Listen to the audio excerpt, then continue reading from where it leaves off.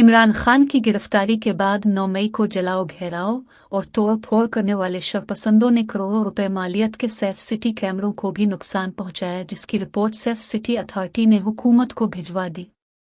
Safe city authority की report के मुताबिक 9 मई हमलों के दौरान 1,51,55,000 रुपए मालियत के कैमरे तोड़े गए, जिनमें 55 लाख रुपए मालियत के कैमरे गिरजा चौक के करीब तोड़े गए।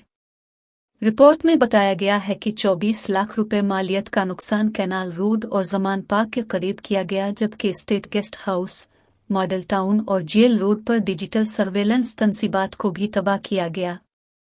रिपोर्ट के मुताबिक एहतजाज में 53 लाख रुपए मालियत की ट्रैफिक कंट्रोल साइट्स को तबाह किया गया, जबकि क्लब चौक और डेविस रोड समेत अहम शाहराहों पर ट्रैफिक साइट्स को भी नुकसान पहुंचाया गया।